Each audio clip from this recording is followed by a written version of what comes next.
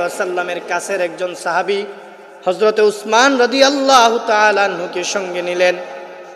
নেওয়ার পর ওই মরুভূমি দিয়ে যখন যায়, যাওয়ার পর দেখে হযরত আম্মার রাদিয়াল্লাহু তাআলা আনহুকে দেখা যায় চার হাত পা চারদিকে টান টান করে মরুভূমির মধ্যে বেঁধে রাখছেন। উত্তপ্ত রোদ, এমন রোদ যেই রোদের মধ্যে থাকলে শরীরে ঠুসকা পড়ে যায়।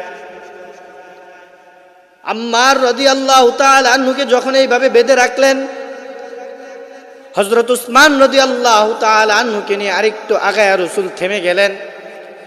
দেখলেন আম্মারের পুরা ফ্যামিলিটাকে কুরাইশ বংশের লোকেরা, এই জাহেল গোষ্ঠী, চার হাত পা চারদিকে টান টান করে বেঁধে রাখছে।